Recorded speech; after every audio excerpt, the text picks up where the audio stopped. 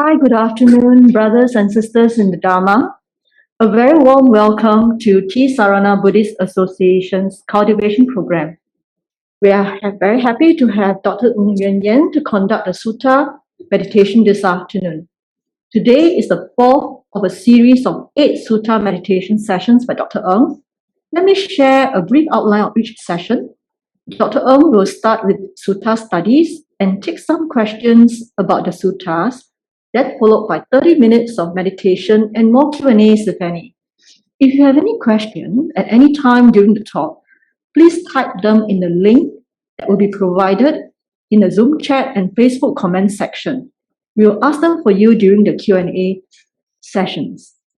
Before we start the session, let us begin the Vassāvāsa cultivation by paying homage to the Buddha.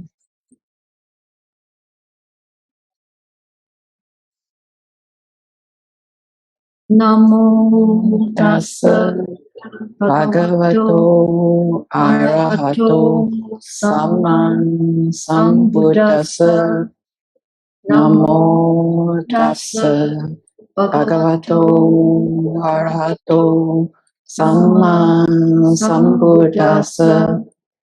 Namo tassa bhagavato arahato samma sambuddhassa. Buddham saranam gacchami, Dhammam saranam gacchami, Sangham saranam gacchami, Dutiyampi Buddham saranam gacchami, Dutiyampi Dhammam saranam gacchami, Dutiyampi Sangham saranam gacchami, Tadiyampi Buddham saranam gacchami, Tadiyampi Dhammam saranam gacchami, Tadiyampi Sangham saranam gacchami. We will now invite Dr. Ng to start the Sutta meditation session. Dr. Ng, please. Okay. Any questions at all? No. Okay, we shall start the session. The session today is about the 5 faculties. The 5 faculties and the 5 powers. So these are the part of the 37 factors of enlightenment. These 37 factors of enlightenment are necessary for us to practice for liberation. Now let's talk about the first sutta. It is SN 48.11, gains. So this particular collected discourses is about faculties, Indriya. So faculties, generally we say faculties are these 5 faculties. So what is a faculty? A faculty is an ability. Like we all have upper limbs and lower limbs, and we have this ability to do things with our limbs. So, but then we may not have the power to go and join an Olympic.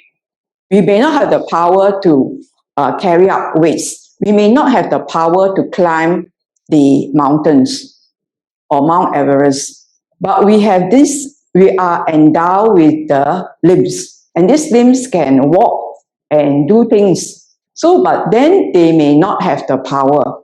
So I would like to define faculty as the ability. Faculty is an ability. Now, we always talk about faculties in the university. So they specialize in a particular faculty to train the students upon the graduation to be able to perform or know thoroughly about that faculty. So here we want to know about these 5 faculties that the Buddha talked about. So these 5 faculties are necessary for us to move towards the goal of Nibbana, towards the goal of happiness. These are the mental faculties, okay, that we can develop.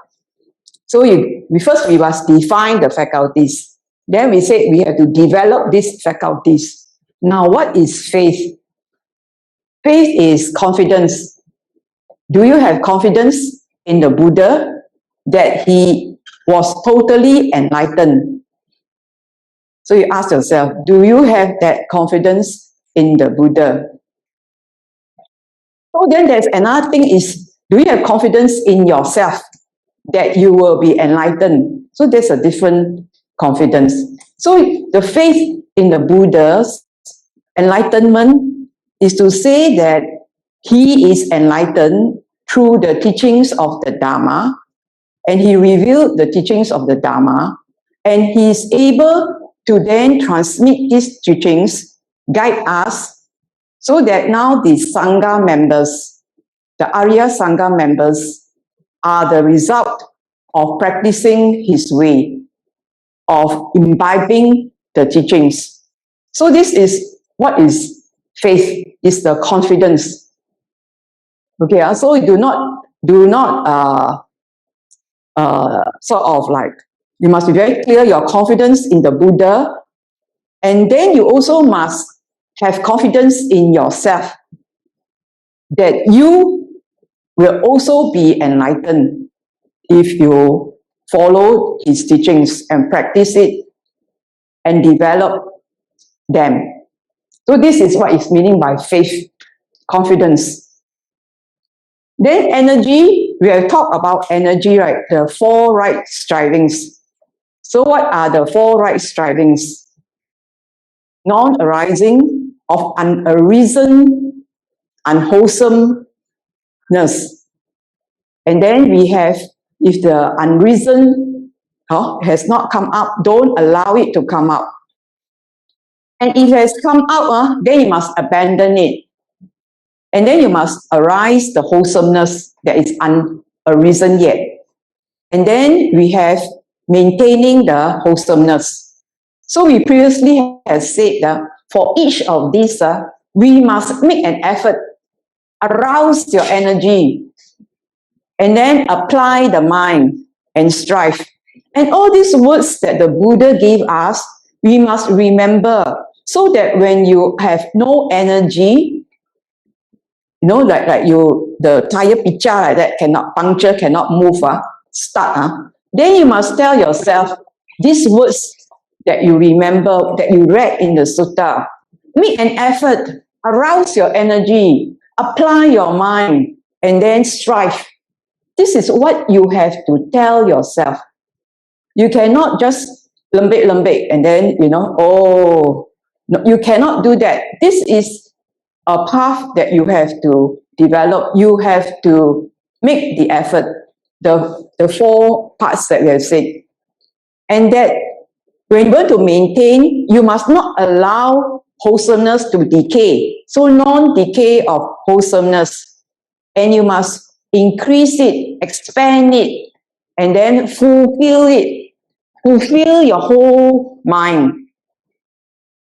So you develop it fully. So this is what it means by energy. The energy that is required for you to do the four right strivings. Then mindfulness, what is the gain? So you gain that mindfulness, that you are able to be mindful of the body, your feelings, your mind, and the mind objects. You gain that mindfulness. That means you are able to focus or be mindful of what is essential. And what is essential? What's essential is that you have this body. You have to focus on the body, the feelings, the mind, and the mind objects. That's what you are all about. And this is the essential establishment of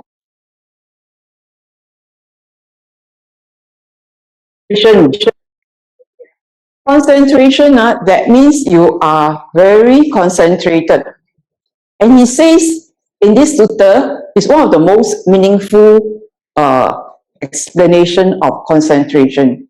And what is it? He says the focus is that you must focus on release. So there's a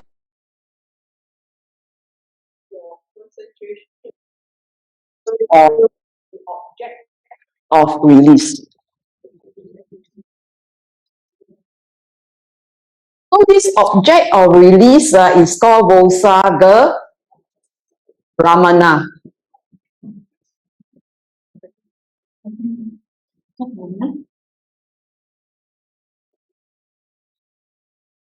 You can't hear. Stop. Just a moment. Okay.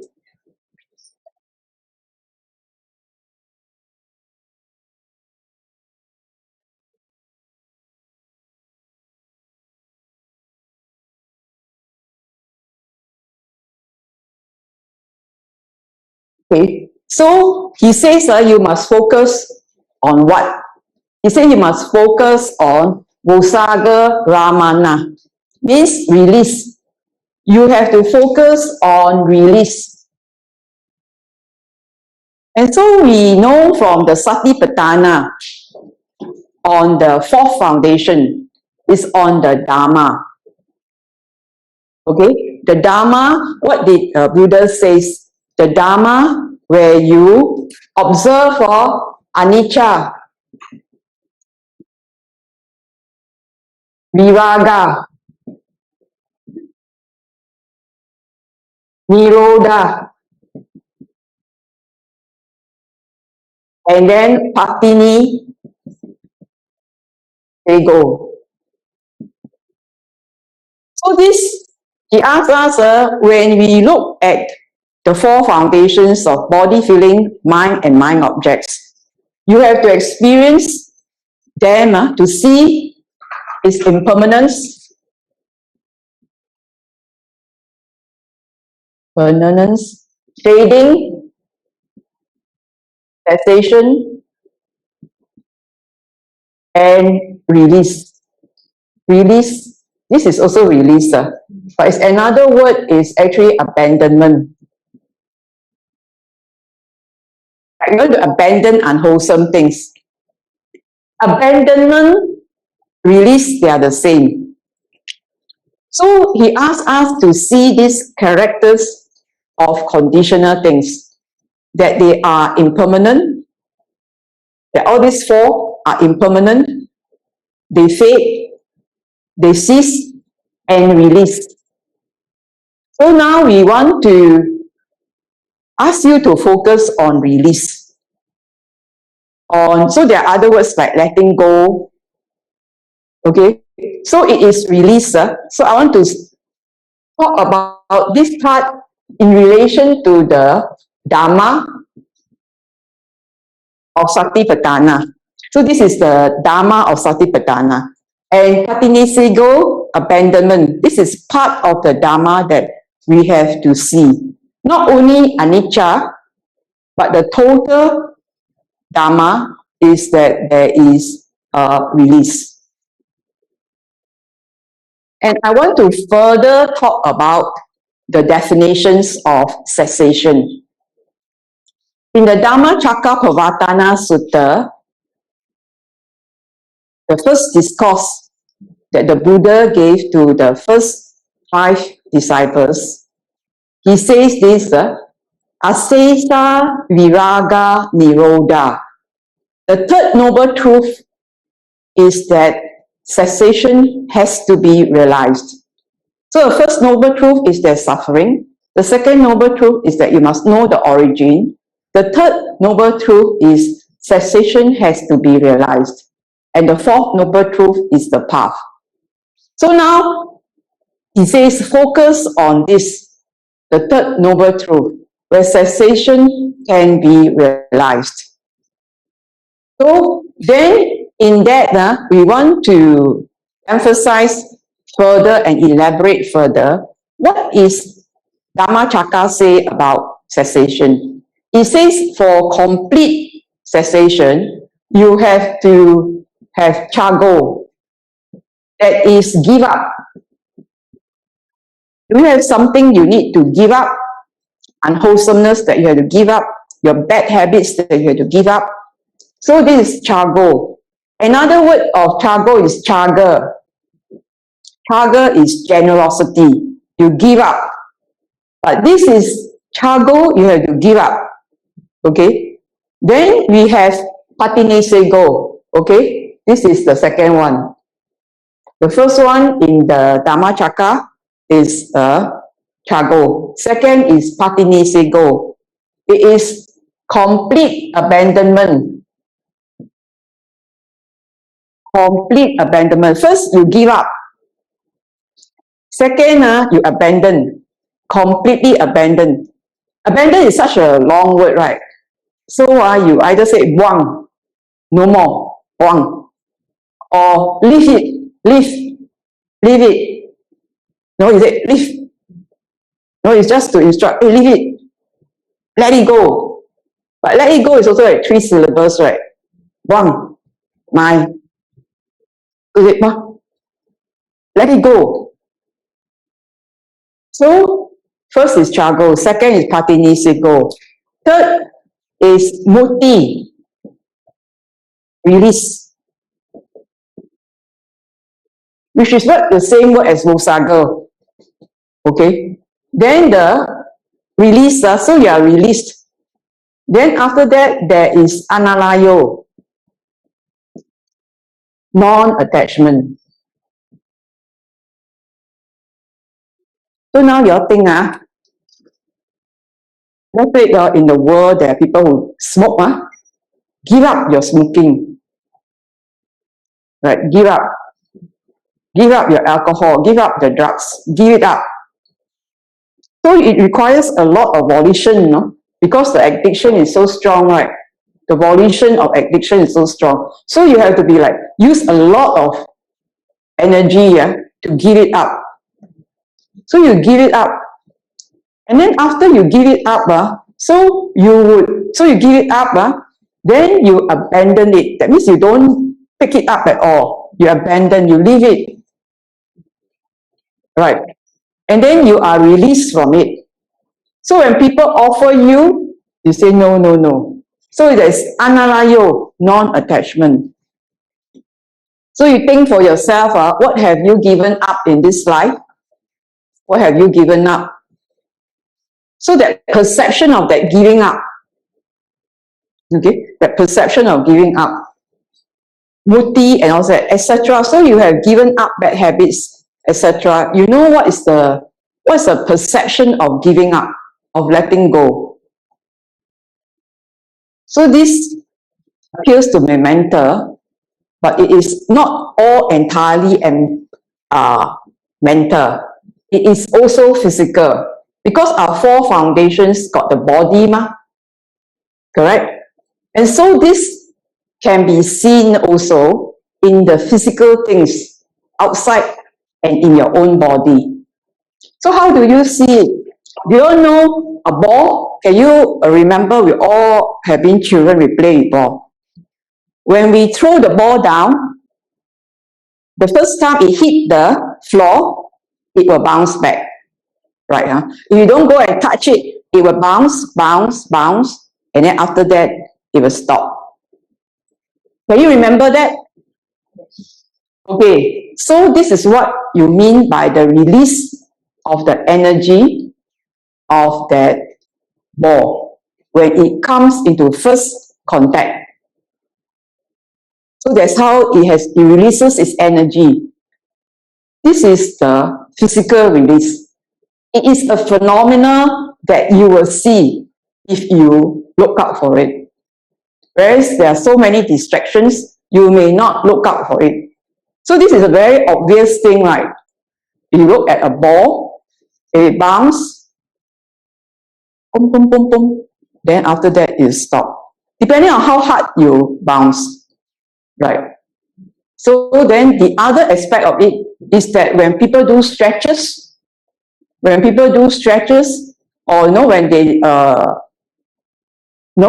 the whole day they are very contracted, they are sitting in front of the chair and then they are like so stressed out, so they're all contracted. Then after that, when they stretch, they feel the release. So when people stretch their way, make this way, so then they feel the pull, that's the release. And this release, he asked you to notice the release. Don't notice, you don't concentrate so much on the pain, but to notice the release. So when you stand even you stand, so they even say stand on your toes, then you feel that you have to contract upwards, right? Then after that you lower, then you feel the release of the energy, because the ball also bounces. This is a ball bouncing on the sole of your feet. Then after that, when you stop, you feel the whole release. And you must watch that release, no? Sometimes that release doesn't like the ball like that. It doesn't like once. It has this ripples effect. So he asks you to see that release. You all can understand this physical release? I'm sure when you have done stretches. So now he says, don't look at the pain part so much. Look at the release part. So this is what you mean by the concentration, and the object is release.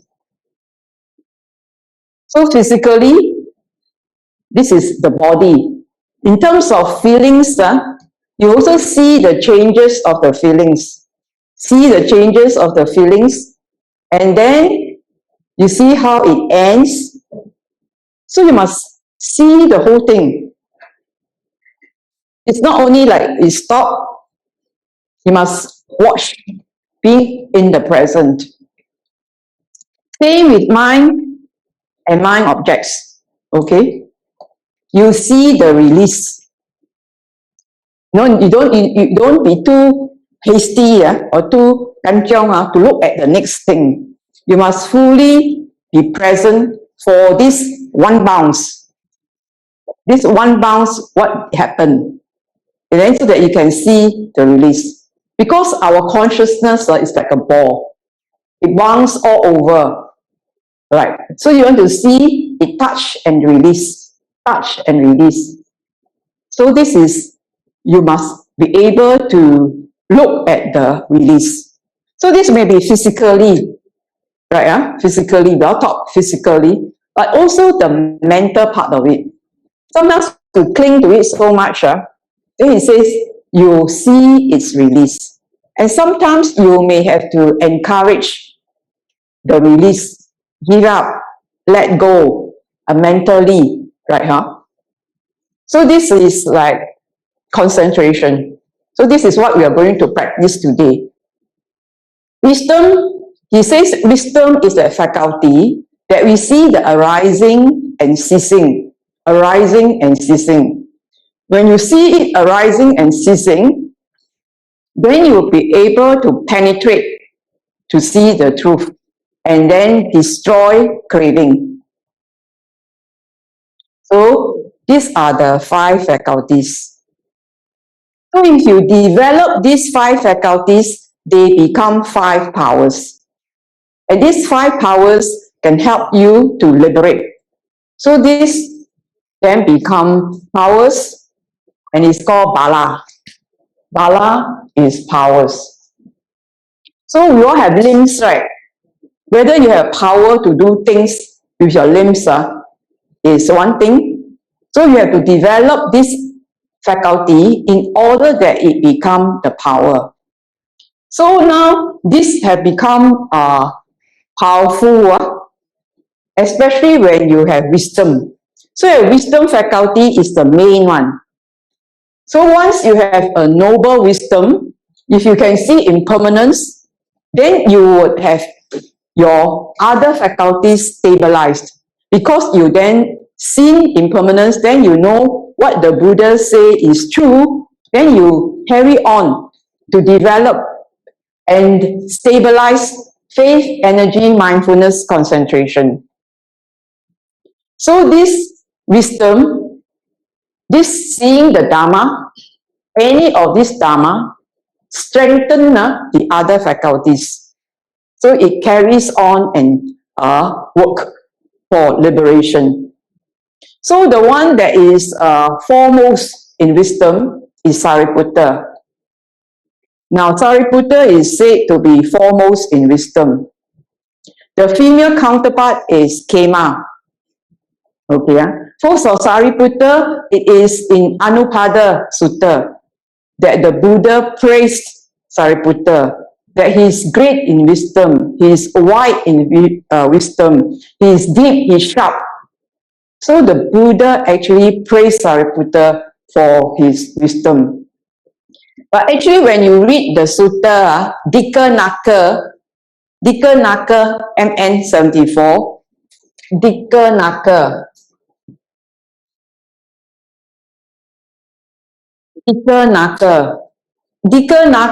was Sariputta's nephew, right? Huh? He came to see the Buddha, and when the Buddha discoursed to Dika, Sariputta was behind fanning the Buddha, and he was talking about the mind and the body and feelings. And when he talked about feelings, the Buddha said, upon one contact, you can have only one kind of feeling.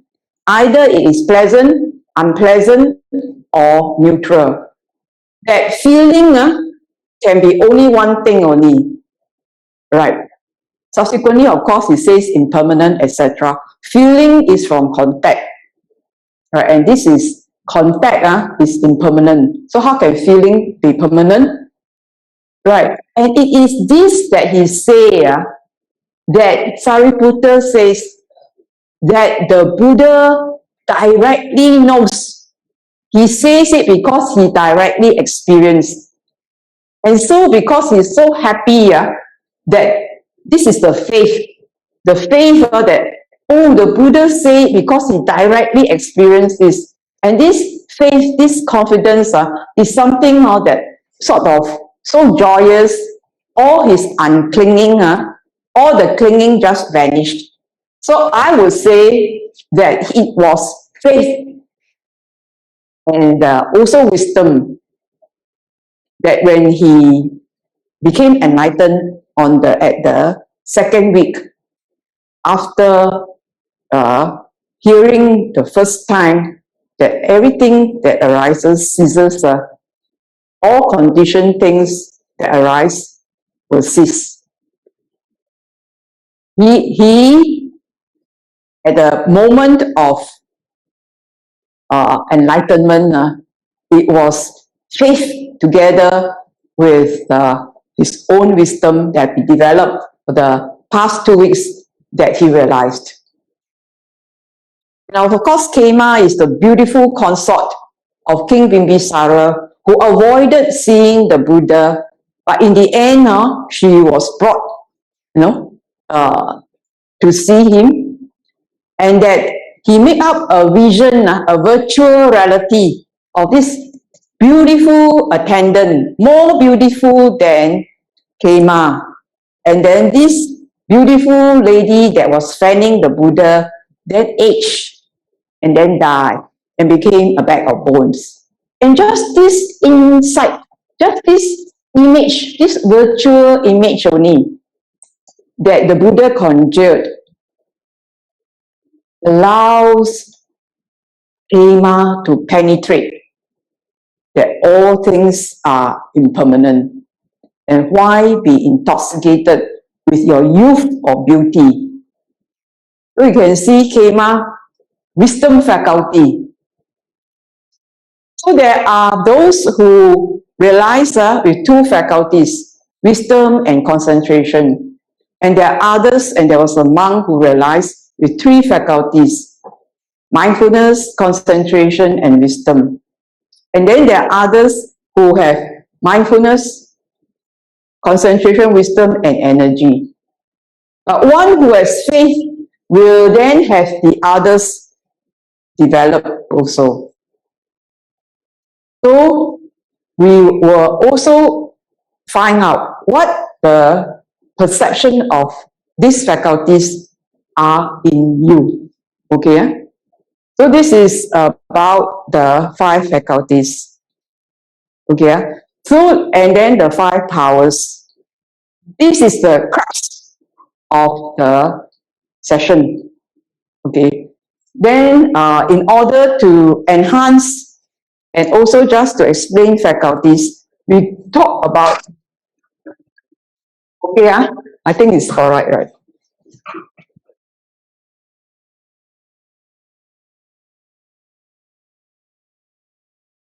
We talk about development of faculties, right? Huh? So this development of faculties, we then not only on these 5 mental faculties, we now talk about the faculties we have. And what are these faculties we have? We have the 6 sense bases. These are our faculties, right? So talk about this particular sutta, talk about that there's this place called Kacangala in the Grove Mukula trees. I don't know what you Google, you see some trees, but those that is in a grove. So he was visited by a Brahmin student, and it's called Uttara. And then the Buddha asked Uttara, does your teacher Parasariya teach you the development of faculties? Then he says, yes, my teacher teach me how to develop faculties. That we don't see forms and we don't hear sounds. Then Buddha said, then the blind and the deaf will have developed faculties because they don't see forms and they can't hear sounds. And so this Brahmin Uttara was so shy. Then the Buddha told Ananda, in front of Ananda, says, I will now say how to develop faculties in his dispensation. So then he says, when your 6 sense base, right? Well, now we're talking about the faculty of 6 sense base. Then how to develop it? So a person in training, so you have a sense base.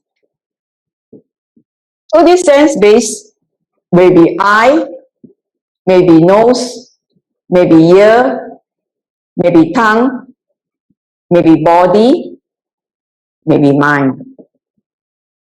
Okay. Then he says, when you contact, so you have the sense object. So of course, what brings the contact is the sense consciousness. So you have the eye contact. So when you contact with this eye contact, so what arises will be agreeable, disagreeable, agreeable, and disagreeable. So what arises from that contact will be agreeable, disagreeable, or both. 1, 2, 3. It says, in order to train yourself, this agreeable, disagreeable, and the agreeable and disagreeable, it will cease. Upon contact, it will cease. So you have to train yourself to see its cessation. And when it ceases, then there's equanimity. Because you are not being pulled to one side, it's very agreeable, or you're being pushed, oh, this is very disagreeable, or it's both agreeable and disagreeable. So you're not pushed or pulled.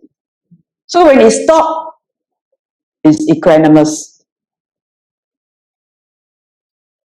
So he says you have to see this, that it can lead you, when you contact something, it can be agreeable, disagreeable, but all this will cease and then be equanimous. So the ball will bounce and it will stop. So all these contacts is just like a ball bouncing. It will stop. So then he says, if you're able to train yourself to see this, then your equanimity can be established. He says, this arise and cease so fast, like for the eye, it's like open or close. Your eye is closed, you open. If your eyes is open, you close. This is so fast, it arise and cease. That's so fast it is. And that for sound, it's like a snap of the fingers. It's snap, gone already. Or the nose, he says like raindrop on a lotus leaf, it roll off. I mean, sometimes we have this knot, right, come out, right, running nose come out, drop down, it's on the leaf, it goes off. I mean, he tells you elegant language, raindrop. But most of the time, nose, it's like drop down, and then it rolls off. So it's so fast. The smell is so fast. And taste is also so fast. It arises and ceases, it's like a sputum, like, over already. You pull it, thing gone off already.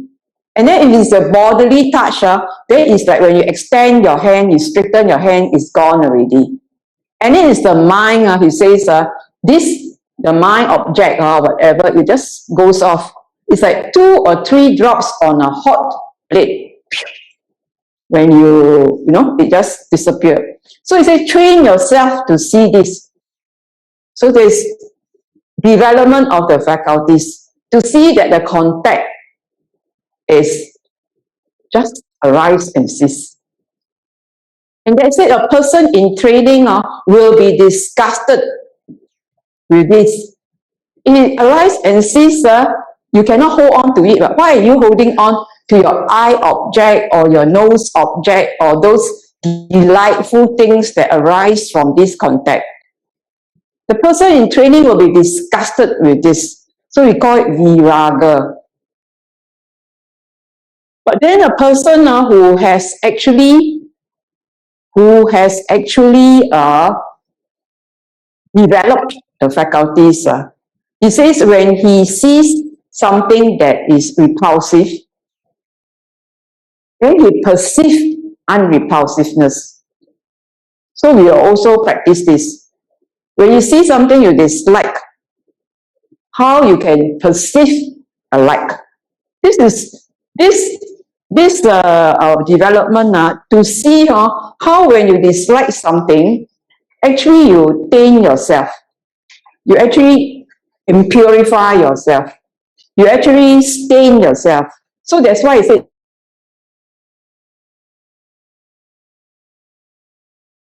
when you dislike. And then when you like, you see how your mind opens up. So he says, when you actually have dislike, you like. So it's no repulsive and unrepulsive, so long the words. So we all say like or dislike. So when you like, you see how you can dislike it. So that you move back to the middle path. And that you would then, he says, see the dislike in the like. And the dislike, he says that so that you all balanced up. Then eventually he says you reject both like and dislike. He says avoid, but I think things you cannot avoid. He says reject.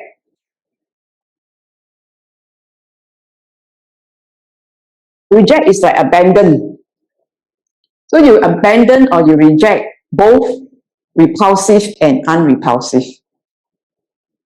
They are just like that. So you just stay clear and then it be equanimous. So the Buddha says, I have taught you how to develop your faculties. To see those agreeable and disagreeable cease. And that since they cease, you develop disgust for them. And if you do meet with repulsive and unrepulsive, then you perceive the opposite. And then you avoid both. Right. So this is how you develop the faculties of the 6 sense bases. So you encourage, you have to train yourself. Ito Ananda. less you regret it.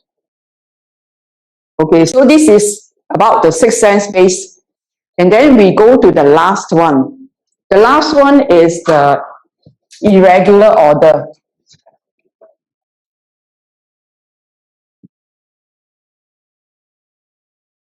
N152, and then after that SN48.40, right? So it's irregular orders. So I will just say the essence. So this one is mainly about feelings now. We all have feeling faculty, right? We all have a mind and body, and we have feelings. So we have feelings of pain, we have feeling of displeasure, we have feelings of pleasure, joy, and equanimity. These are feelings, and all these feelings has a origin. Feelings also arise and cease. Right, arise and cease. So we have the source of feelings is contact. Different feelings, perceptions, mental formations. So agreeable and disagreeable. Now, so we want to say pain has an origin. All these have an origin. It comes from conditions. When you hit, you got pain, right? When there's a caress, maybe a pleasure. So there is an origin. All feelings have the contact, and the contact has the origin, the sixth sense base, etc. So it says that feelings by themselves, all these feelings arise and cease. So arise and cease, that's the main thing. Arise and cease. So here we have 5 feelings only, but then the Buddha got talk about 108 kinds of feelings. And now we are just focusing on 5 kinds of feelings. But in all the feelings, all of these are conditioned things. And so all conditioned things are considered gross, to be abandoned. Then he says it arises and ceases where? So he says pain arises when it from a cause, and it can cease in the first jhana. Okay, so this is the first jhana, second jhana, third jhana, fourth jhana, and ninth jhana. I'm not going to go into details of jhanas, but I'm going to say that they ceased. And of course, they say there is vitakka and vichara. Apply and sustain attention. So you have vitakka, I don't know whether got H or not, vichara. Got H or not? Don't have H, My Pali is lousy. Okay, vitakka, vichara. So sometimes this is applied attention and then sustain attention. They also use the word thought and examination.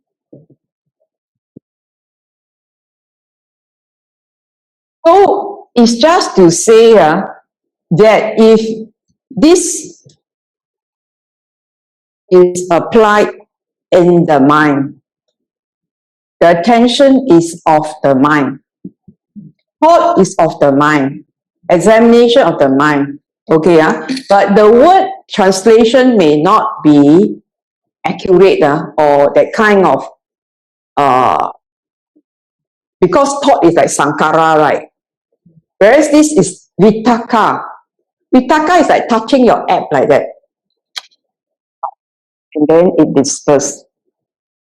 So if you touch, you cannot see its dispersal so much. So you must touch and see the dispersal. And now we say concentration on the dispersal, right? On that, on that release. So here, vitakka, vichara, thought and examination, is the focus is in the mind. You touch and you examine in the mind. Right. So then, in that sense, so in the Anapanasati, it then went on to the mind. When you gladden the mind, then you easy to concentrate. So when you concentrate on the mind, it's easier to get into the jhanas. Now we say the mind is the immaterial part, is the intangible part. What does it mean by intangible? You don't have the body there. The mind doesn't have the body.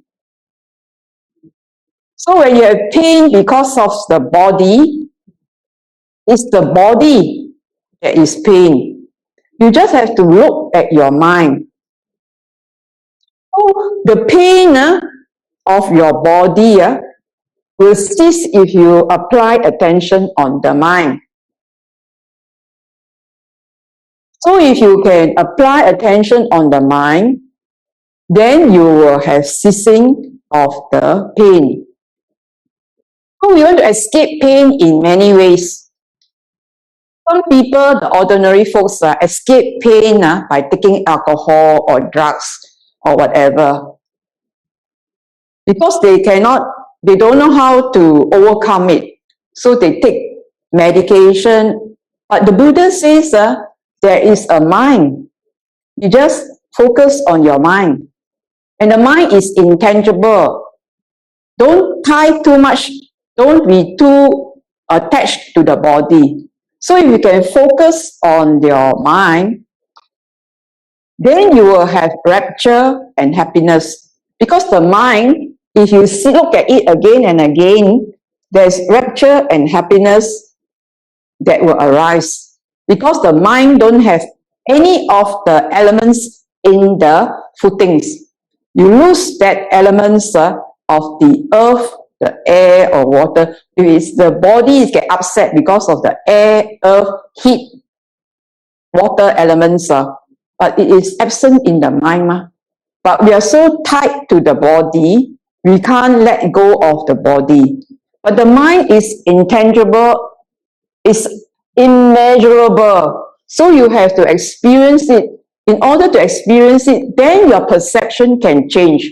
That now you can turn your mind, you can focus that contact, and then you get into unified with the mind. Because the mind has nothing of these bodily elements.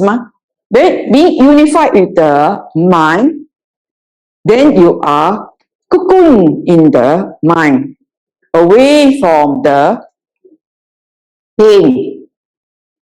So that's why in the first jhana, pain, because you have able to shift your contact from your body to your mind. And then the second jhana, if you have any displeasure, each individual, this irregularity has some sort of like order here, but it is saying that there is a cause for this pain. There's also a cause for displeasure. Sometimes when they have physical problem, they also get the mental dart. Ayo, my disease. Then you got a physical pain, and then you have a mental pain. Why I get this thing? Oh, yo, like that. So you got this displeasure. But once you have unified with the mind, then when you unify with the mind, your cocoon there's no more displeasure. Right. So this is how the second jhana, you have no more displeasure. You don't have mental or physical pain. Then, of course, there is this pleasure. Okay. So the Buddha says, as he goes each jhanas, he considers them an affliction. He considers rapture as an affliction. He doesn't want to stay in rapture. So he goes higher and higher and higher. So he says that it can be surmounted. So each jhana can be surmounted. So in the end, although equanimity is an enjoyable state, he says that is also afflictive. So he then surpassed that into the cessation of feeling and perception. So then that's the ninth jhana. So this is a faculty of feelings, and that it can be practiced even people with like very bad sickness, if they then put in a state where they can appreciate the lightness of the breath, and then they focus on the Buddha, and then they keep focusing, then they can get into the jhanas, then they may not moan and groan so much with the pain. They may then be able to escape the pain. Of course, you can use mindfulness, because when you mindfulness, you are detached. And then you can see it rise and fall. At the same time, if you can just focus into your mind, then you can experience the pleasure. So it depends on your own development and your skill. Because some people has a unpleasant sort of striving. But in the end, if they have their 5 faculties well developed, they also realize. So although it is a struggle in the striving, because they consider so dukkha, then, but once their faculties are well developed, then they realized. So if their faculties are not developed, then it may take a longer time. So that if their faculties are developed, you say it's painful but quick realization. But if it is the faculties not developed, then it is painful and slow. So then with the faculties that are pleasant, that means they go to the jhanic states, and the faculties are, these 5 faculties are not so developed, then it's pleasant but slow. But if the faculties are developed, then it is pleasant and fast. So, but we want to say that feelings are just comes and go, but we are led by our feelings. So we must be able to see its impermanent states and then do not be attached to them. Okay.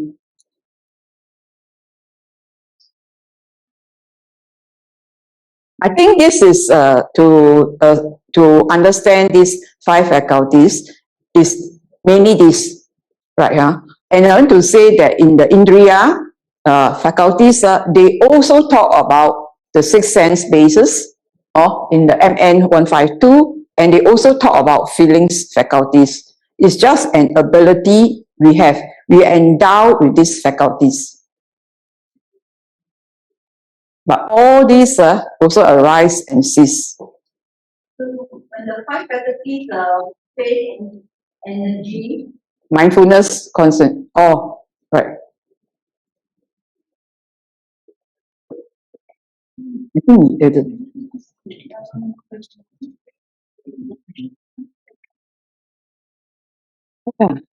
No, asking about the 5 faculty of faith, energy, mindfulness, concentration, and wisdom. You said that pleasant and fast, if these 5 faculties are being developed properly. Powerful, ma. Powerful, but if it's not powerful, then slow, lah. oh, Like we all not still meaning in to this say that when the samsaric 5 world. faculties are very powerful, you get into jhana very fast. No, these 5 faculties means you can develop to the nibbana very fast. Oh, It's not said dana. It's not just going to the vitaka vichara very fast, is it? no, we are not. We are talking about separate things now. These 5 faculties are for nibbana. Oh, okay. If these 5 faculties not developed, cannot get to nibbana so fast. Okay. So this one is the concentration itself is the concentration for this faculty, these 5 faculties, right? It don't actually mean the concentration object is actually nibbana, it's actually release, rather than the I think you don't want to say nibbana. Others they say what a difficult goal. So he now said you can see this, is it? So he says the object of this concentration is the object is release. But many things you can get vitaka vichara by just focusing on anything, right? Just focusing. But he asked you in this your gain, it will be your gain if you can focus on release. So I said release is cessation.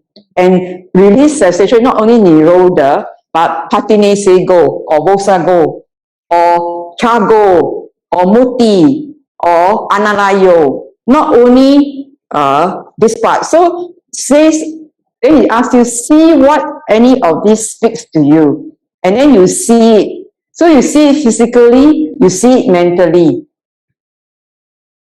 It doesn't matter like which of the four foundations Yes. you're doing. Any of the four foundations, if we can find a release, that is the concentration is on that. As in our mindfulness must be really like throughout very strong so that we can gain that concentration in order to eventually see the release. Is that how it goes? Doesn't matter. After we all practice, then you may appreciate it better. You said about the six sense-based lah. When you have contact, there will be agreeable and disagreeable. Yes. So when you contact, there's something that's agreeable. If you are not well trained, we follow. Yes. So how to stop? Oh, How to then see he also give the what's that? The noble one, the noble trainee. He says, you like, after you also will practice that. But that it says you have to perceive.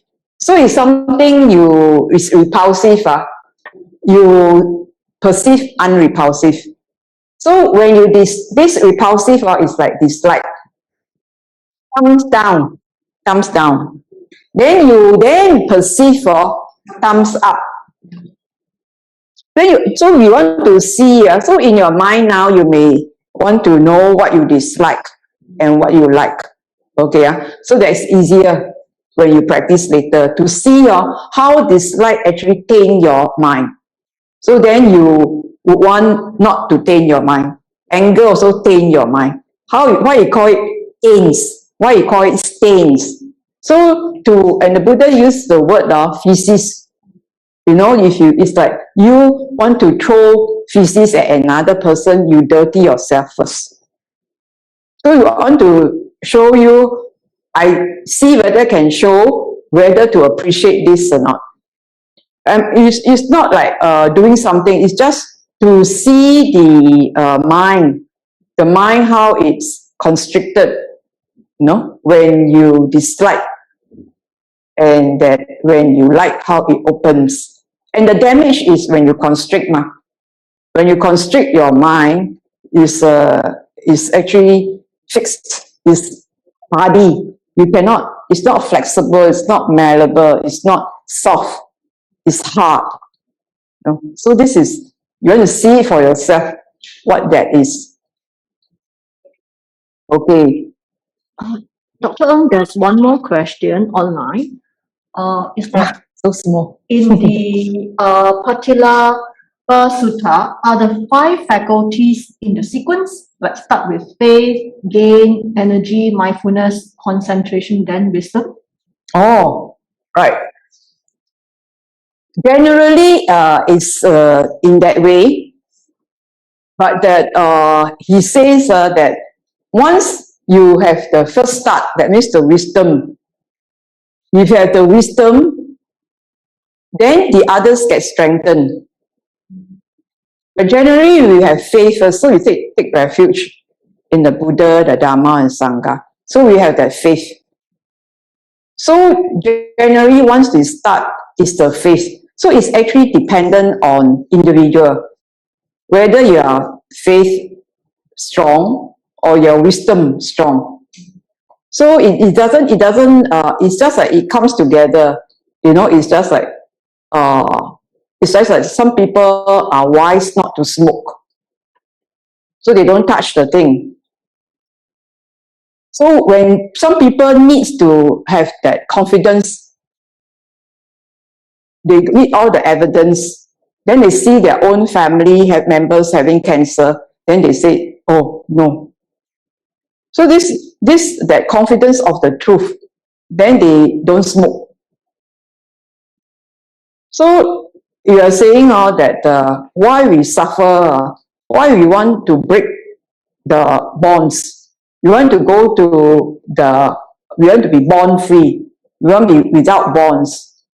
So it depends. So if you have a goal that you don't want to be bonded, then you just have that faith and energy, but you may not know how to get it. So it's actually developmental. So it sort of reinforce each other. These five then integrate together. But there are people who just base mainly on, like he says, wisdom, and then you see it, and then that's it already. Like Yasa, only one meeting with the Buddha. Then Ananda, wow, after how many years, 20 over years, he still hasn't seen. But he has lots of faith in the Buddha. But his wisdom was lacking, right? Okay, so you can see the difference. He is no lack of energy and is no lack of mindfulness or concentration. But he lacked the wisdom.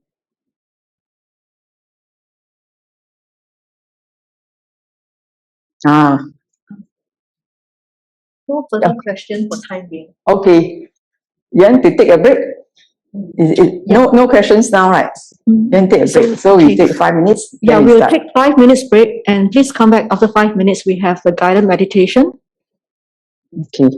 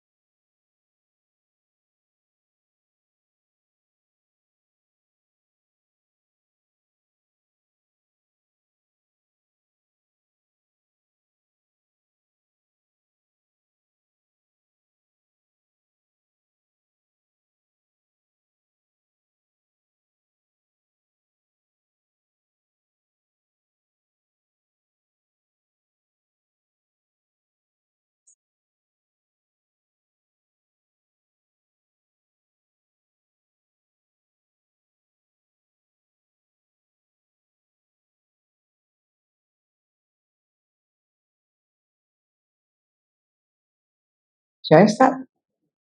Yes, you can start. Okay.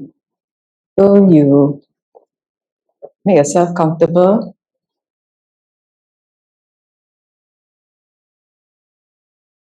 Put your back straight. Breathe in and out.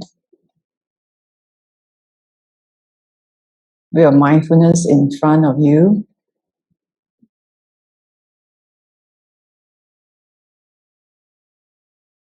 So you do it slow this time because we want you to appreciate the release.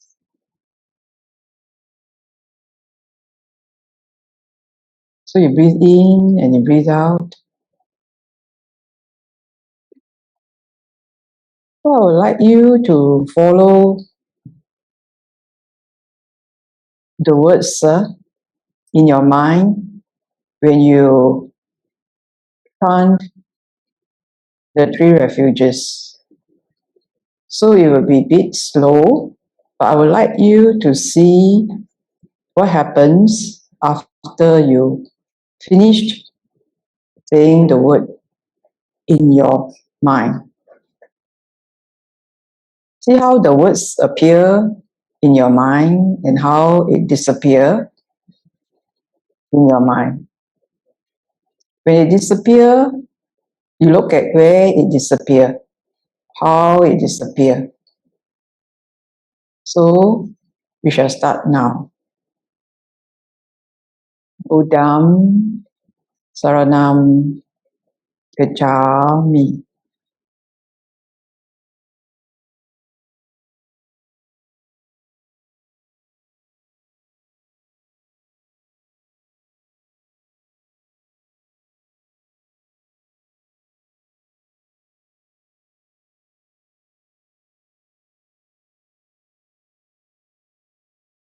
Dhammam Saranam Gacchami.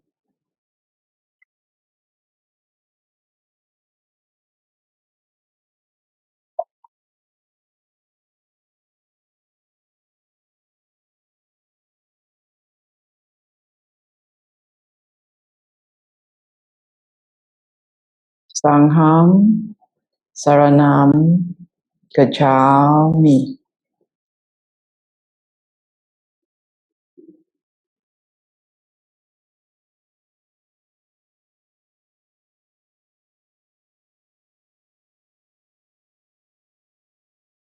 Dutiyampi Buddham Saranam Gacchami.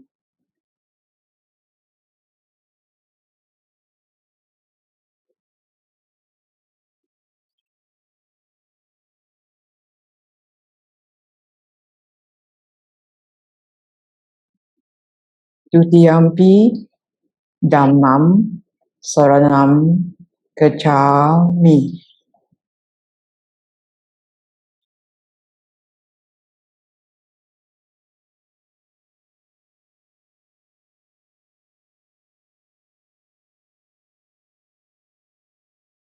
Dutiyampi Sangham Saranam Gacchami.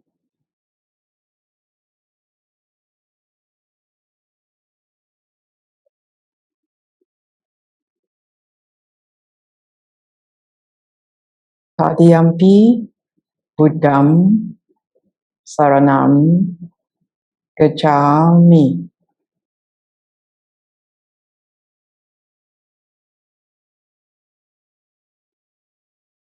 Tatiyampi Dhammam Saranam Gacchami.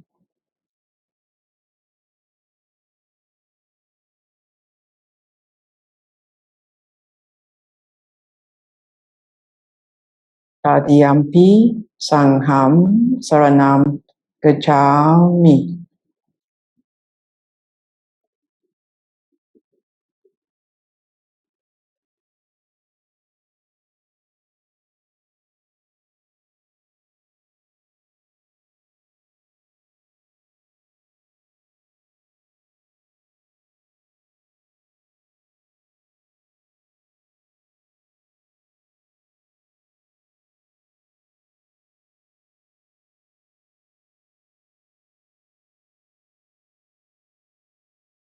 We want to ask you, what is your perception of faith? So you just say faith and see what appears.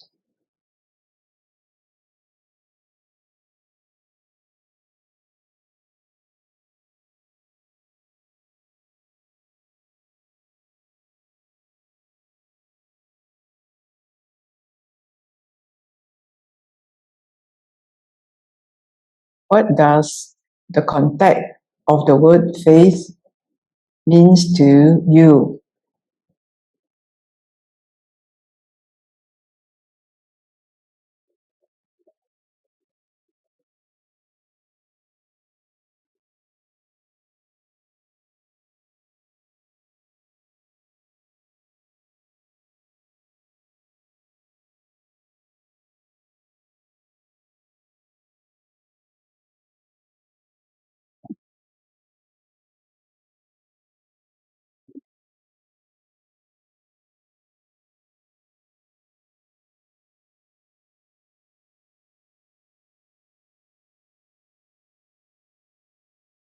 And what the word energy means to you? What's the perception of energy?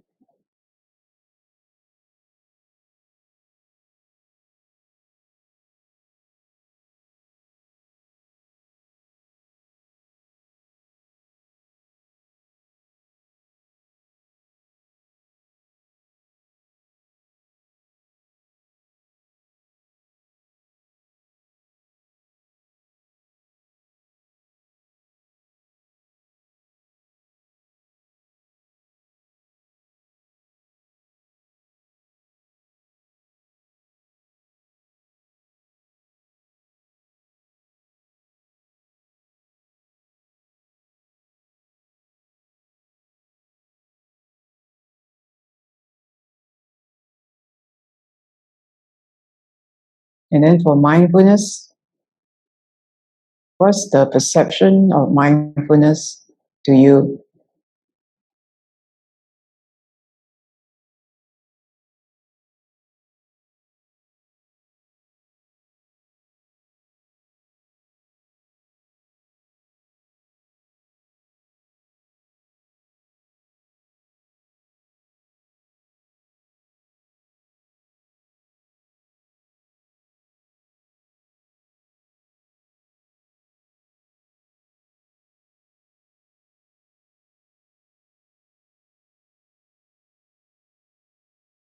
And for concentration, what is the perception of concentration to you?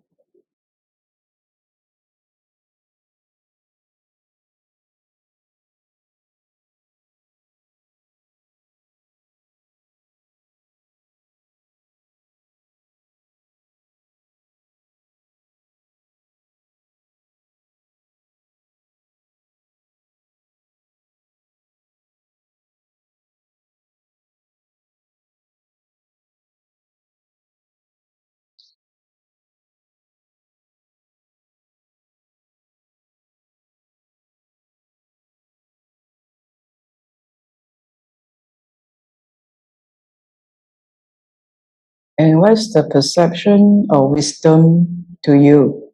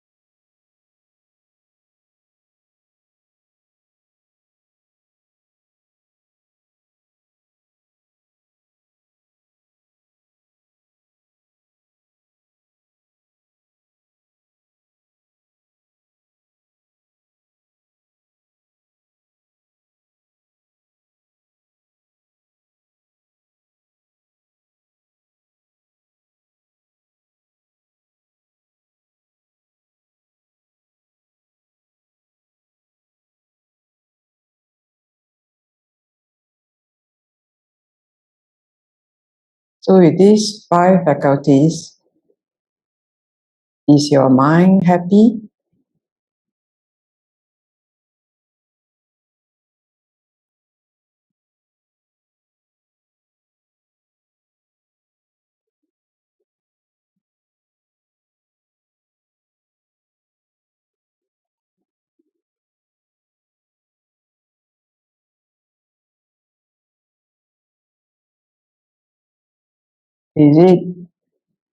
Has it any state of lust?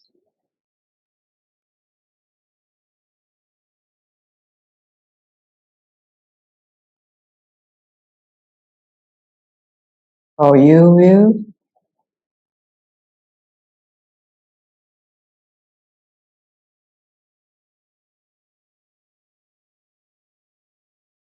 Is the mind expanded, concentrated?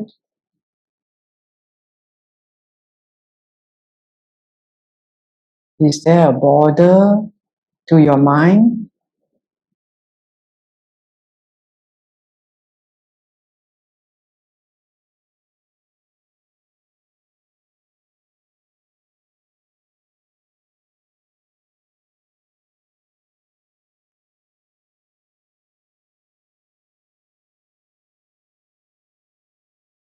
Do you feel full, complete, developed?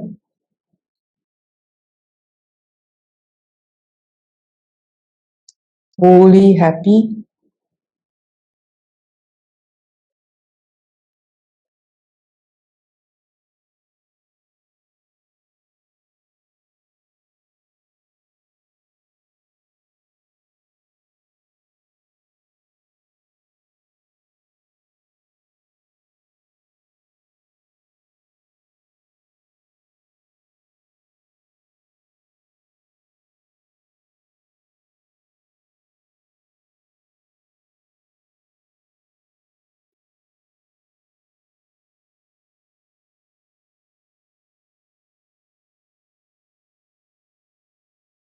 So if it's not fully happy, is there any state of dislike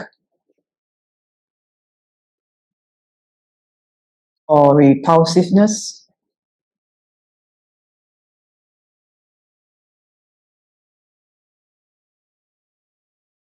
Or some discomfort?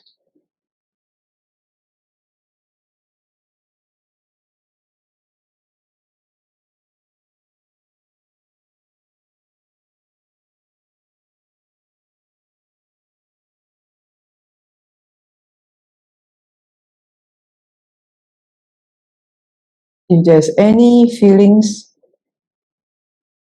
that are unpleasant, just watch how it arises and fall and follow it.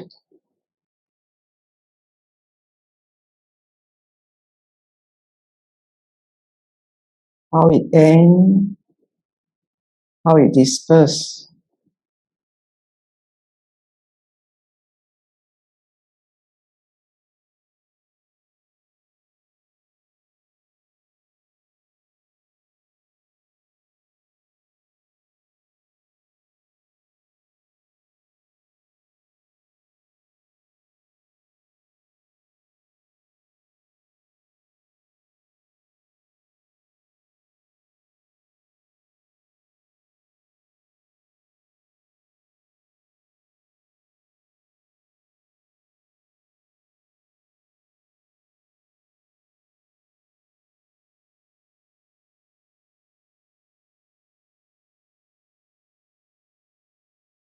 Is your mind bright and luminous? Or there's some dislike you have, some discomfort? If there is, look at where it is. Is it in the right upper field, right lower field, left upper field, or left lower field?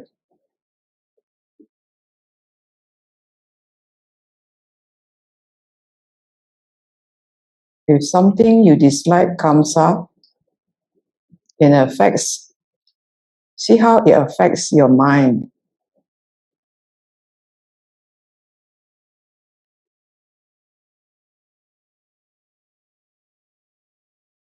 So something you dislike, it changes your mind.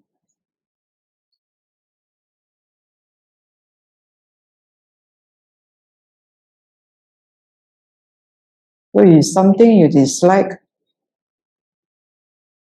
and you know where it is present in your mind, now you perceive something, the word like, and see how the word like changes the mind. See where the word like arises.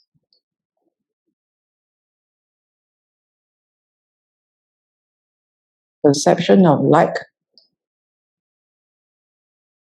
arises and affect the mind state.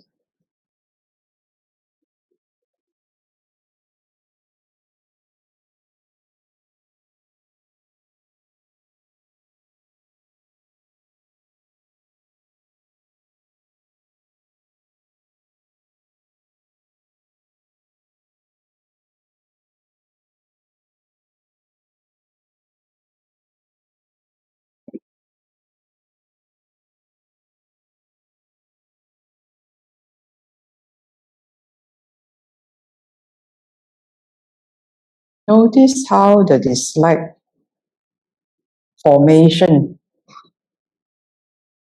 solidify or looks strong.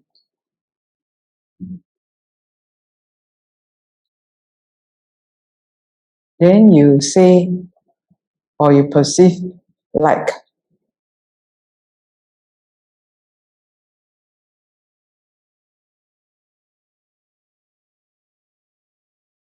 Like.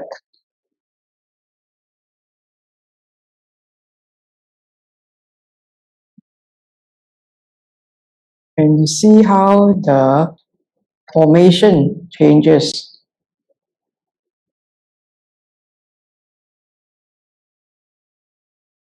You continue to say like.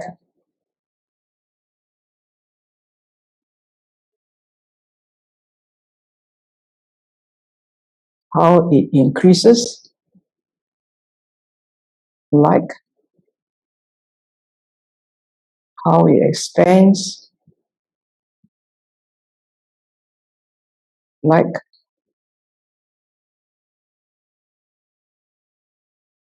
How it becomes full.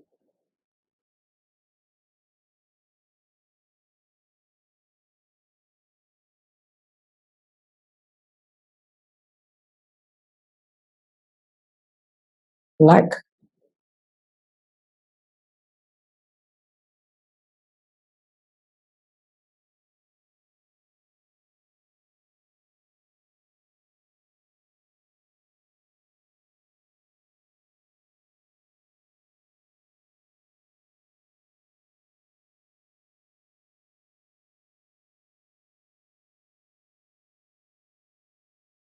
Like.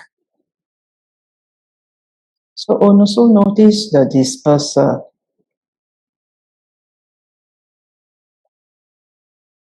Notice the opening up.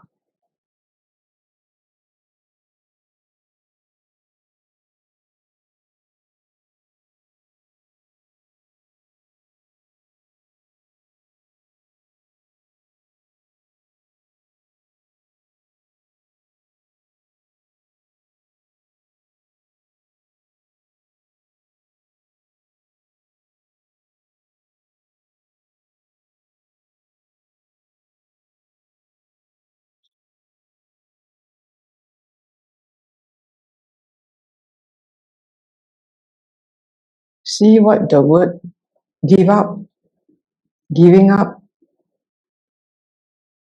means to you.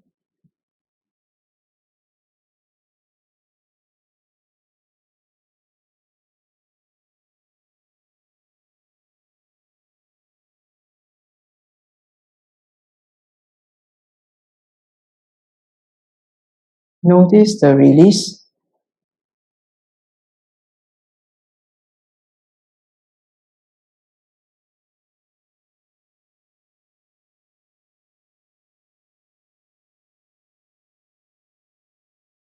Give up.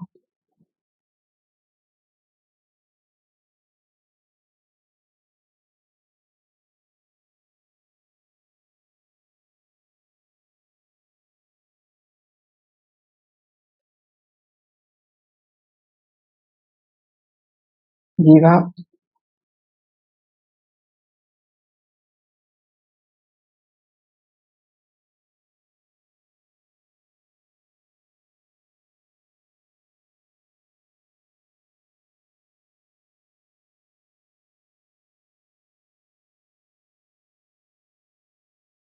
Give up.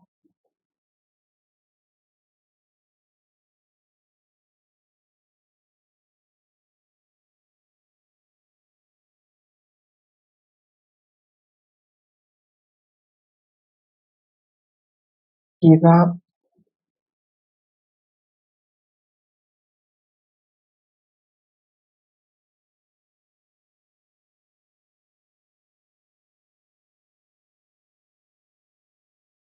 Look at the release.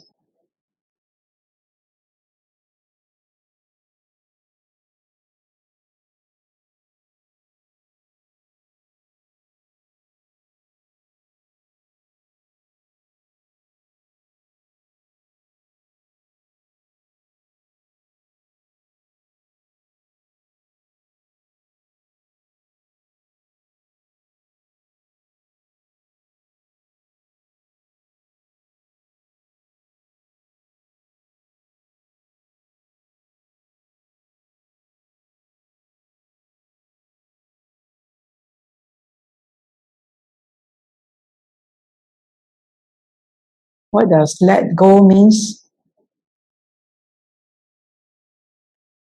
Perceive letting go.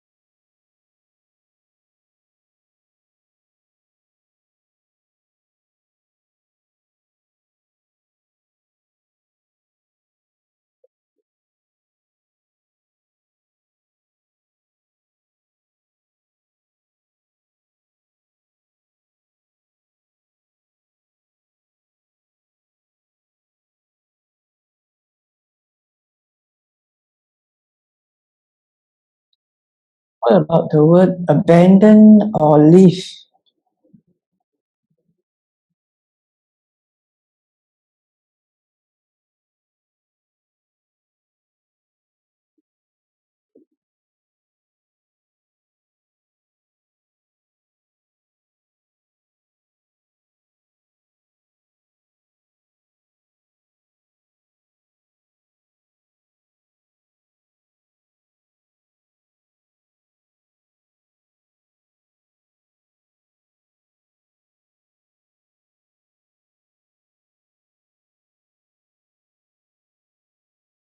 Or the word release?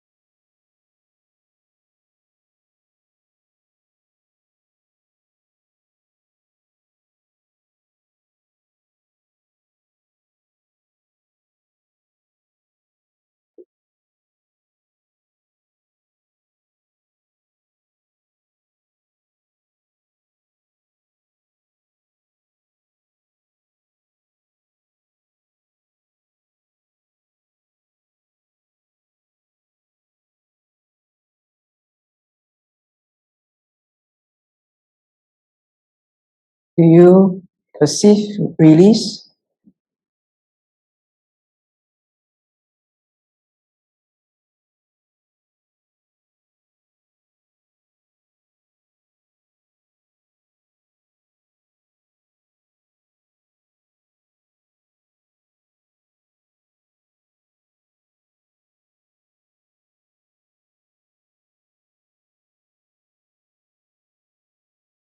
Do you perceive you are free?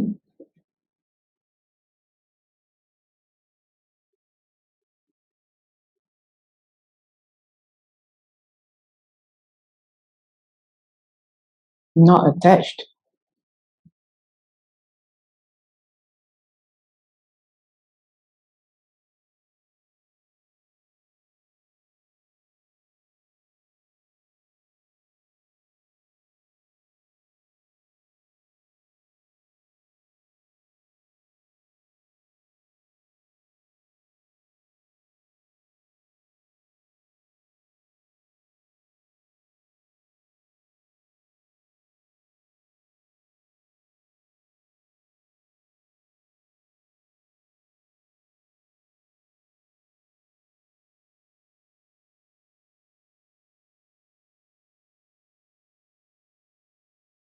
Breathe in and out. Experience your mind.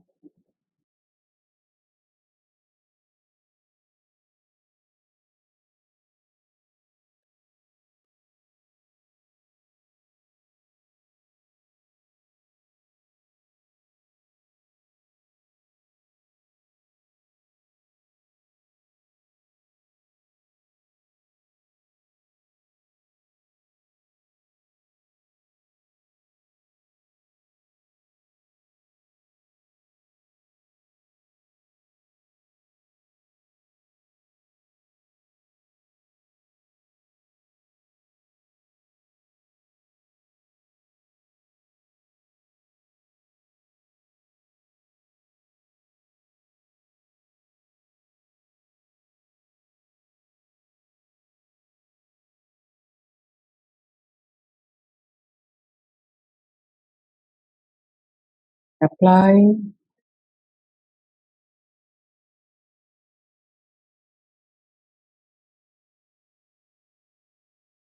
as if you are like touching an app. Just touch the mind.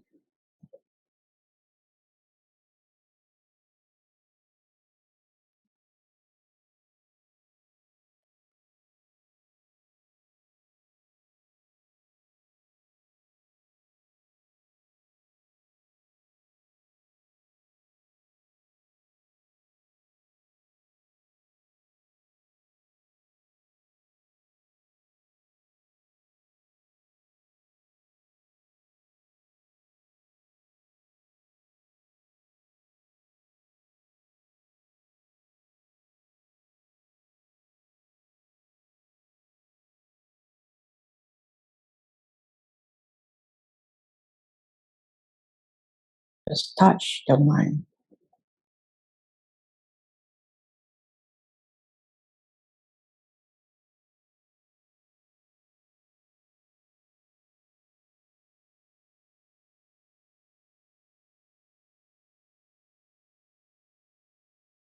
Just touch the mind.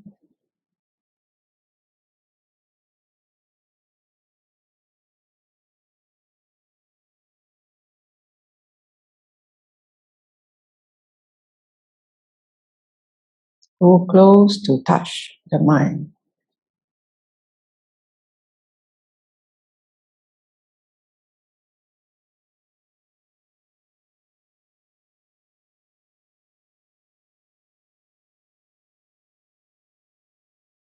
It will invite you inwards.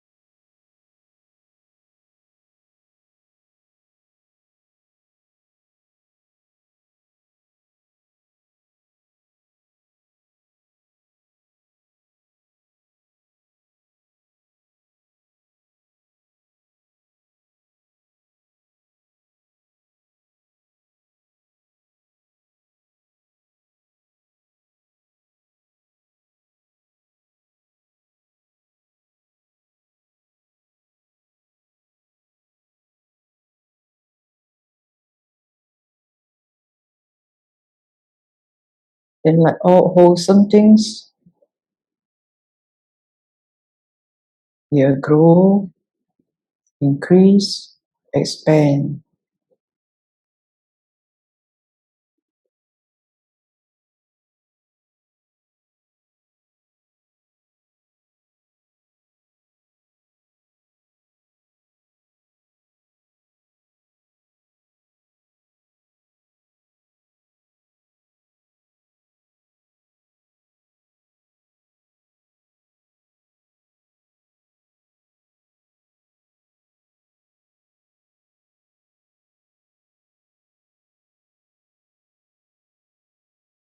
When the body is happy,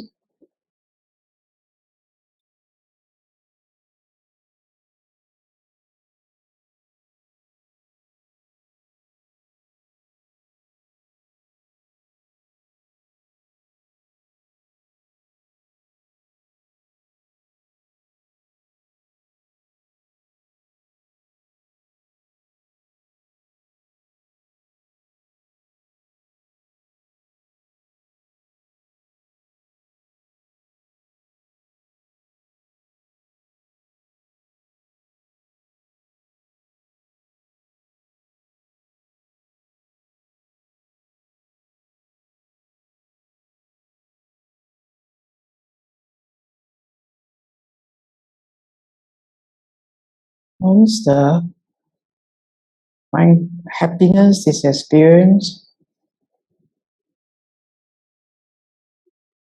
and it's uplifted, and the mind becomes equanimous.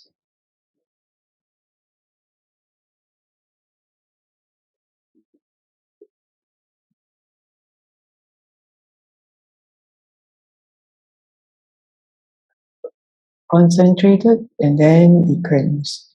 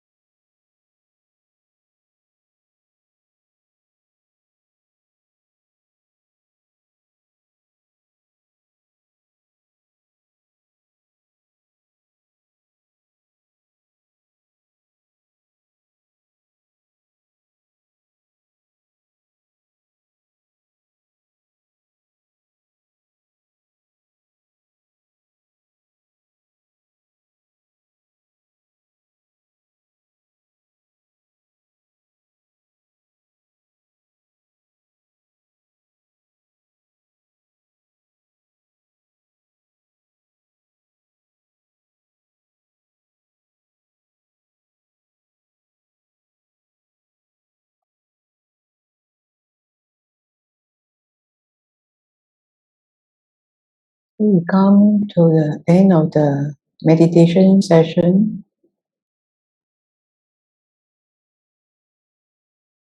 Ground yourself. Feel the bum, your entire body. Slowly take your time, open your eyes.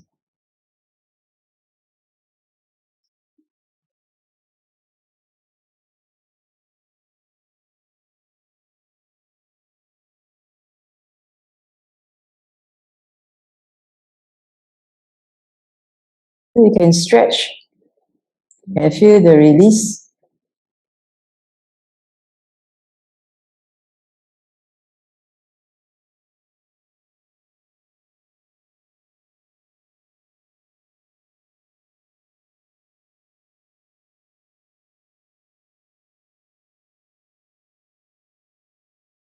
Any question? From the floor?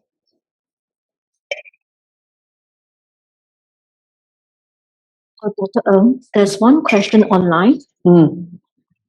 The question is, whenever a meditation teacher says a certain word and then adds that next see what happens or what comes up.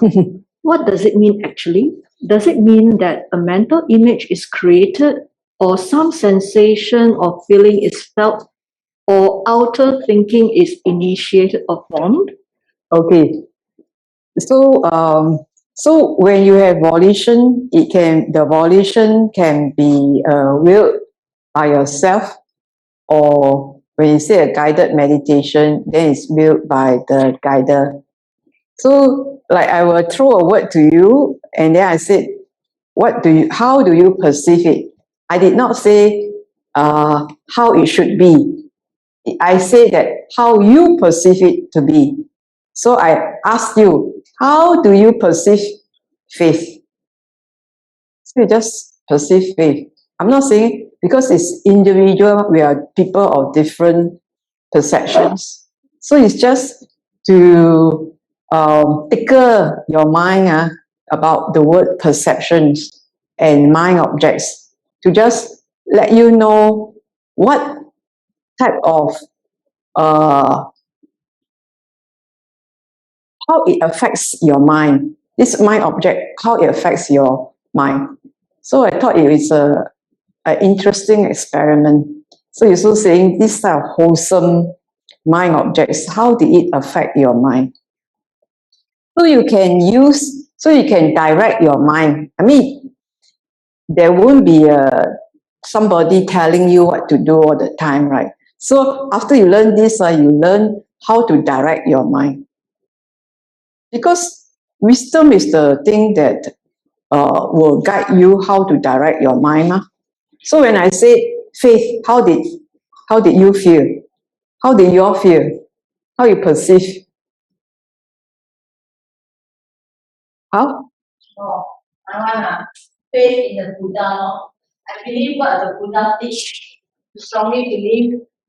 In your mind, how when you say faith, how does, it's not like, what is the mental formation? What's the mind state?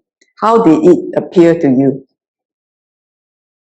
So it appears like that I have, I believe in the Buddha's teaching, no? So those words all start appearing in my mind. That whatever the Buddha, that I learn the Buddha's teaching, I believe, no question. I will just follow. Sādhu. Yeah. So when you say faith, this is what I feel Yes. at that moment. Yeah. Is it the same for you? How you experience faith? For me, there is a happiness and a brightness, but it did not last because I have some doubts about myself. Oh, okay. So I perceive the change. But earlier, before you went to the five spiritual faculties, when you started with Buddha, Sarana, and Yes. the initial one, there is a kind of there actually is different. The Buddha, Dhamma, and Sangha. It affects me differently. Right. Buddha gives me a kind of security.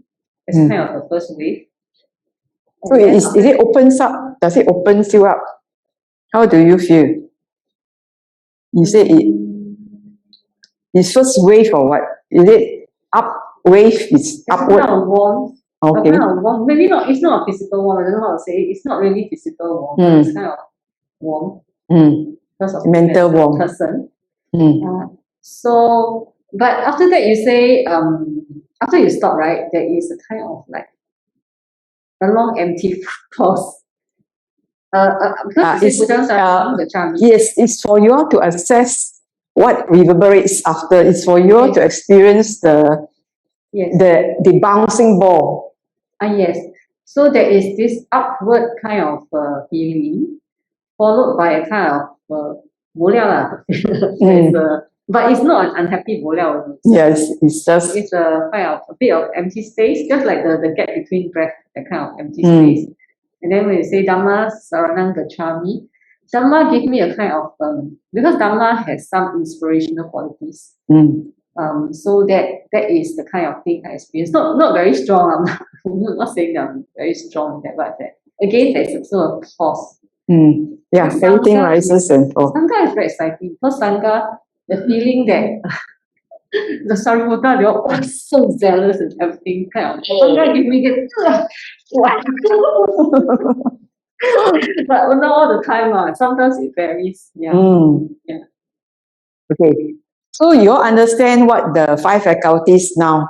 So how it's actually a force. How it can be a force. The faith, the energy. Okay, so you can see the difference, right? So you can see this as mind objects, how it affects you. And then mindfulness, concentration, and wisdom, right? So then after that, you all have any dislike you all have? So you notice how your mind is sort of constricted, or it's like a formation there. Then when you say like, how it disperses, do you find it dispersing? Yeah, it disperses slowly. Yes. But then you see it disperses, it opens up, right? Yeah. So it's just when you dislike, you have to quickly say, like. It's not for you to like the object, you know. It's for you to like yourself. Don't stain yourself. You understand me now?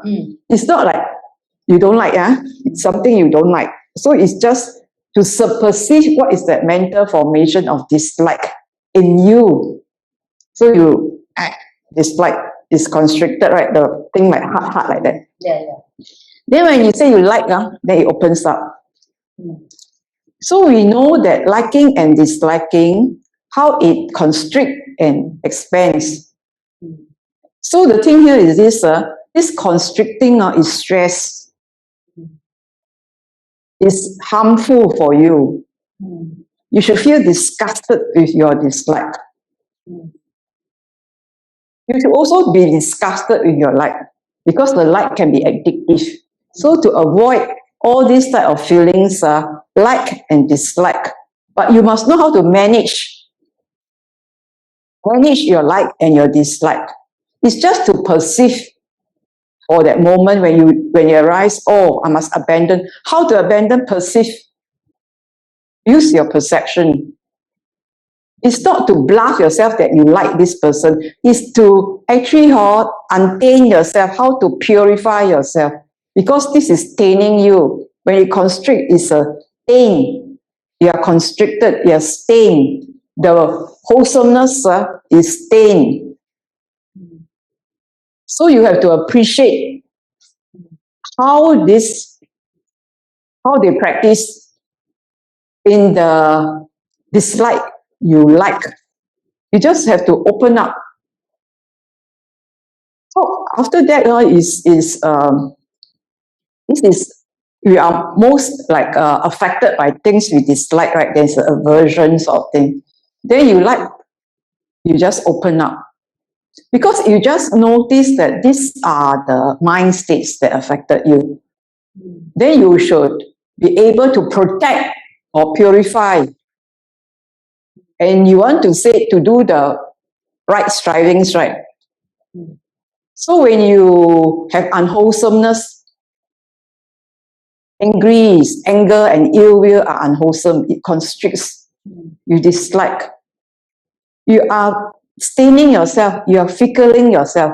You are stooling yourself. You are shitting yourself. So you have to purify, you have to clean. So you perceive. But then when you perceive like, you are protecting your purity. But then you have to go to the origin. This one is just, okay, you have to go to an origin what's the reason of that? Then you just let things be. If you can change, change. You cannot change, accept. Let go. Then when you say let go, how the different, so when I say give up, it opens up, right? When you say leave, it opens up further. So you see, when you use different words, it actually allows your mind to expand. So this is what it means by purification. How you release. So it's just this cessation is not only just stop, you find the ball rolling. And so that it stop completely, because even in the disliking, You see that the ripple, it takes a lot of effort, right? So this, because you have already done this to yourself, so grasping you have grasped it already. So you uncling. How you uncling? So we have to put effort to uncling. We have been in samsara so long, the habit has been there so long. So you must make an effort to overcome all these bad habits. So it's like, 加油. So that's why you need energy. 加油. Okay. Any other question? How come, I can understand when you say that the wholesome, the like and the dislike, right? You try and turn the repulsive, as in, when you find something repulsive, you change to unrepulsive. I don't understand why, if you find something unrepulsive, you will have to think of the repulsive. Oh, for everything, there is a gratification and a danger. Even the jhanas, there's a gratification and a danger. So you have to, sense pleasures, for example, sense pleasures, it is considered, addictive, and then it can bring you harm. The sense pleasures can bring harm. So this is very simple, right? In the COVID period, this is no need to explain, right? So sense pleasures can bring harm. Those people who go for the sense pleasures are likely to be infected, right? Where you see, where they go, they go for a party, they go to somewhere, so there is some sense pleasures. So you know the danger of sense pleasures. Then there's a danger of views. This is my view. Vex, unvex, this is my view. Okay? So, and then this one, I'm worried about the future, but they're dying in the present. That means it's like they're not living in the present. They are like in the future, so there's this worry for the future. They are not living in the present now. So they are tainted by the sense pleasures, tainted by views, tainted by becoming, and then tainted by ignorance. So these are taints. Any question? Dr. There's one more question online. Just a moment. Yeah.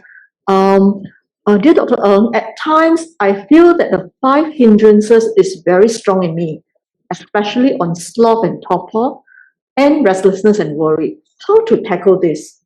Okay. So the Buddha says to tackle this, always the middle path. Always the middle path. So it's the Noble Eightfold Path, it's the middle path. So like faith, energy, mindfulness, concentration, wisdom, they have to be balanced. Faith has to be balanced with wisdom. Right? Yeah? So you don't want blind faith, you want wisdom.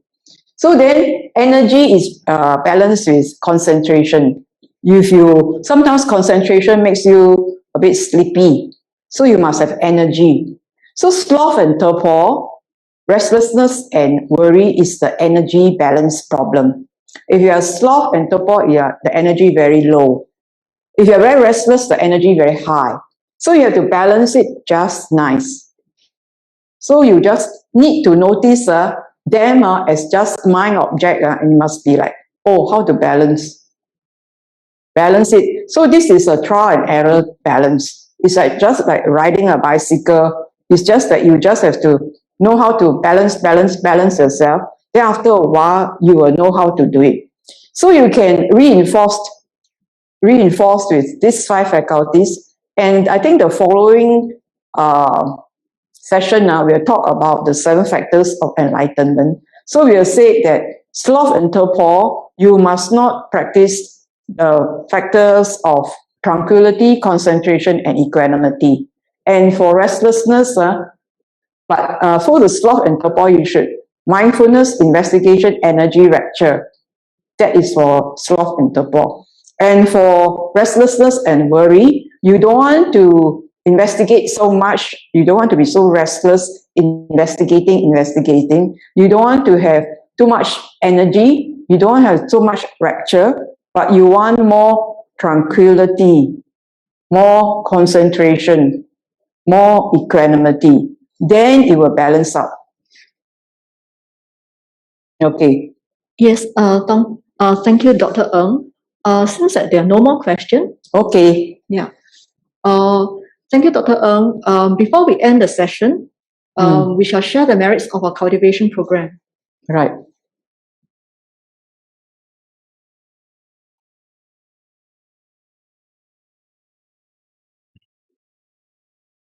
Sattā Mattā Deva Naga Mahittika Punyam Tam Anumuditva Chiram Rakkantu Lokasasanam Akasata Mattā Deva Naga Mahittika Punyam Tam Anumuditva Chiram Rakkantu Desanam Akasata Mattā Deva Naga Mahittika Punyam Tam Anumoditva Chiram Rakkantu Mam Paramti Ramenya Tina Hotu Sukhita Hotu Nyatayo Idamenya Tina Hotu Sukhita Hotu Nyatayo Idamenya Tina Hotu Sukhita Hotu Nyatayo. Sādhu, Sādhu, Sādhu.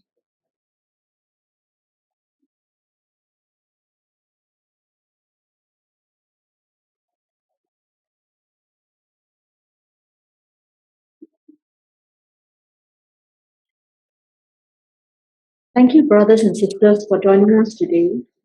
If you wish to revisit today's session by Dr. Ng, you can view the video on our Facebook page at Ti-Sarana next week.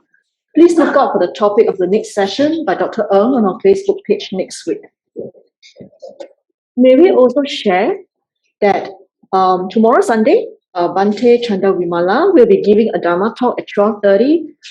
He will continue on the Mahasatipatthana Sutta, DN 22 tomorrow. We welcome all of you to join the talk. Thank you, stay safe and well, and see you again next week.